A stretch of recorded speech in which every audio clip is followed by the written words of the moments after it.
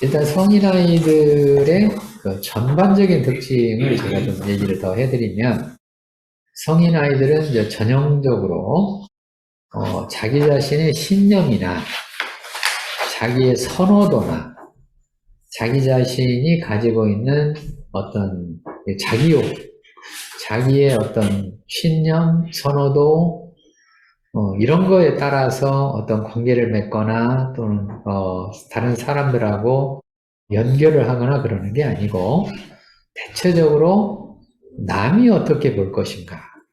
이게 이제 대체적인 시각입니다. 남이 어떻게 볼까. 다른 사람이 나를 어떻게 볼까. 이런 데 초점이 상당히 맞춰져 있죠. 그러니까 다른 사람이 어떻게 볼 것인가 라고 하는 이런 쪽으로 초점이 맞춰져 있으니까 결국은 자기 자신의 주관, 또 자기의 어떤 확신, 자기의 신념, 이런 쪽으로는 못 사는 사람들이잖아요. 그래서 바꿔서 얘기하면 삶을 잘 살려면 내가 인생을 참 잘 산다. 그리고 뭐 잘 살기까지는 아니라도 그러면 괜찮게 산다. 라고 하려면 뭐 남의 어떤 시선이나 남의 의견 이런 거를 다 무시하라는 뜻은 아닙니다. 무시하라는 뜻은 아니지만 내가 가지고 있는 어떤 원칙, 내가 가지고 있는 어떤 신념 이런 거에 따라서 어느 정도 좀 살 필요가 있다. 그래야만 우리가 삶이 어느 정도 살면서 만족스럽고 또는 후회가 되지 않고 나중에 이제 나이가 들면 자꾸 그냥 껄껄껄 생각이 나잖아요. 뭐 할 걸, 뭐 할 걸, 뭐 이렇게 자꾸 생각이 나잖아요. 그런 것들 때문에 우리가 이제 그렇게 좀 할 필요가 있다. 저는 이제 제가 교수를 하면서 학회 활동을 할 때는 원칙을 딱 하나 정했습니다. 어떤 원칙을 정해서 학회 활동을 했냐면 이제 다른 사람들은 잘 말하지 않은 내용이긴 한데 포괄성이라는 그런 원칙을 정했어요. 포괄성이라는 건 inclusiveness라고 하는 영어로 이제 inclusiveness인데 이 학회 활동 같은 걸 하다가 보면 자칫 잘못하면 학자들이 어떤 생각을 하기 쉽냐면 배타적이고 자꾸 사람들을 밀어내려고 하는 경향이 베타성인데 exclusiveness가 있어요. 근데 공부하는 사람들이기 때문에 내 생각이 옳다, 내 생각이 맞다. 요렇게 이제 자꾸 가다가 보면 자기 생각에 맞는 사람끼리만 모이려고 하는 경향이 있어요. 이게 이제 학자들이 종종 범하는 실수 중에 하나입니다. 학자로서는 훌륭할지 모르지만 인간으로서는 훌륭한 게 아니에요. 그렇잖아요? 그러니까 물론 이제 나는 학자적 삶만 살겠다. 뭐 그러면 또 그렇게 갈 수는 있긴 하겠지만 그러나 우리는 학자만 있는 게 아니고 사람이잖아요. 사람이다. 사람이라는 측면을 생각하면 사람은 굉장히 다양성을 가지고 있는데 그 다양성을 가지고 있는 사람들을 내 생각 몇 가지를 가지고 자꾸 배제를 시키기 시작을 하면 좁아진단 말이죠. 이제 결국은 이제 우리가 삶을 제대로 살고 잘 살고 괜찮게 살려면 이제 물론 전문인으로서 어떻게 살 것인가 이런 것도 중요하지만 인간으로서 사람으로서 어떻게 살 것인가 그 측면으로 보면 포괄성이 없이는 안 됩니다. 결국 포괄성이 없이는 안 되는 거예요.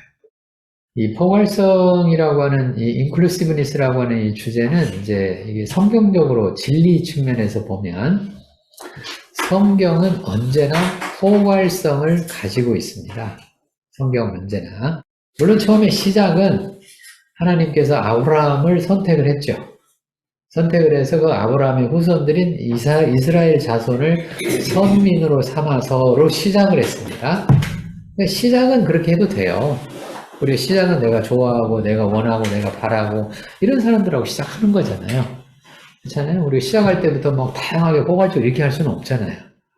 시작할 때는 내가 좋아하고 내가 정말 바라고 나 저 사람 정말 좋아하고 그 사람하고 시작하는 거죠. 근데 그 사람하고 시작해서 거기서 끝나면 그건 배타성이 되는 겁니다.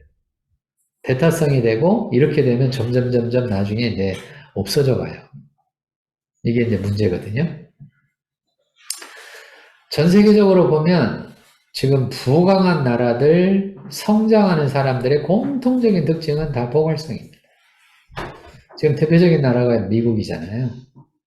미국은 이제 다양한 사람들이 이민을 와가지고 만들어진 나라잖아요. 만들어진 나라이기 때문에 미국은 정말 다양성이 많이 존재하는 그런 나라입니다. 어떻게 해서 미국이 이렇게 세계 1등의 나라가 됐을까? 간단하죠? 다 받아들였기 때문에 그런 거예요. 포괄적으로 다 받아들였기 때문에 그런 겁니다. 특히 1, 2차 세계대전을 거치면서 그 1, 2차 세계대전 동안에 이제 유능한 인재들이 전쟁 때문에 살 수가 없으니까 미국으로 많이 이민을 갔습니다. 다 받아준 거죠. 다 받았잖아요. 그래서 미국이 이렇게 부강한 나라가 된 거예요. 근데 이게 지금 현재 미국만 그런 게 아니고요. 역사를 거슬러 가보면 영국이 어떻게 대영제국이 됐을까? 그 영국이 대영제국 되기 전에는 스페인이 또 엄청난 제국을 이루었거든요. 스페인이. 그 스페인에 우리가 잘 아는 무적함대라는 게 있잖아요. 이런 것도 있고, 그래서 스페인이 지금 다양한 뭐 탐험 활동도 해가지고 지금 스페인이 남미 지역에 엄청나게 스페인 말을 뿌려놨잖아요. 그 남미 지역은 우리가 사람들을 히스패닉이라고 부르잖아요. 히스패닉, 스페인이잖아요. 스페인. 앞에가 H 붙여가지고 히스패닉이라 스페인 말을 쓴단 말이에요. 브라질만 빼고는 남미 지역은 거의 다 히스패닉, 스페인 말 씁니다. 근데 브라질만 포르투갈어를 써요.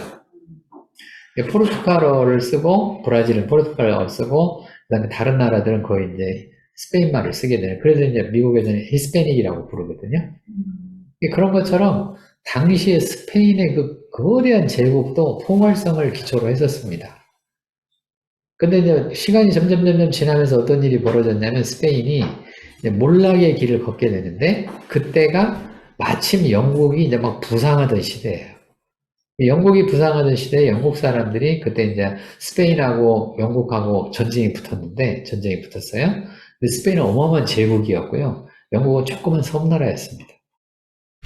붙었는데 그때 당시가 엘리자베스 여왕이었거든요.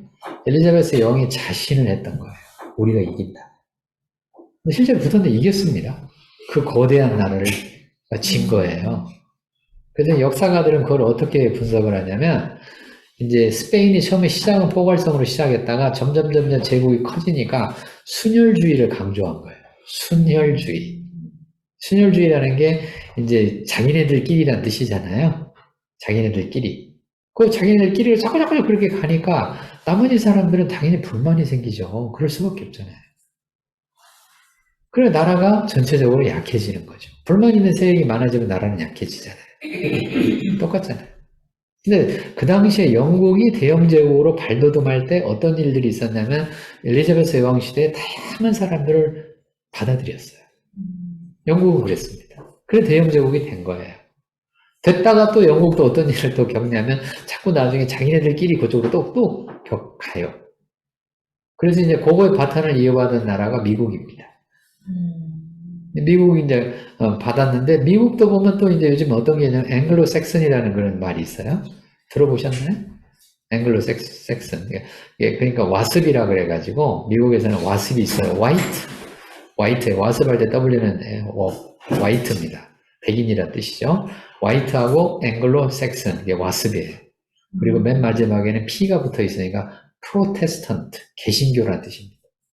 그러니까 화이트, 앵글로 섹슨, 프로테스탄트가 아니면 성공하기 어렵다. 이게 미국 내에 있는 생각들입니다. 그러니까 이쪽으로 자꾸 이렇게 가기 시작을 하면, 이게 다 또 순혈주의 주제인데, 가기 시작을 하면, 미국도 이제 멸망의 길로 가는 거예요. 우리나라가 이렇게 크지 못한 이유 중에 하나도 그 순혈주의 때문에 못 큰 겁니다.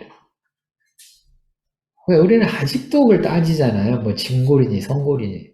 어느 시대의 것인데 그걸 막 진골 따지고 성골 따지고. 그러고 보면 학교에서 보면 이런 거예요. 학부를 어디를 나왔냐가 아주 중요한 그 진골과 성골의 주제입니다. 학부가 어디 나와. 그 학부 출신들이냐 아니냐가 너무 중요한 거예요. 내가 수학과를 나왔다. 그럼 학부부터 수학을 했느냐? 아니면 대학원을 수학적으로 왔느냐에 따라서 얘가 진골이냐 성골이냐가 달라지는 거예요. 그것도 배제를 또 해요. 참, 별것도 아닌 걸 가지고 그렇게 배제를 합니다. 하고 자기들끼리 어떻게 좀 해보려고 그렇게.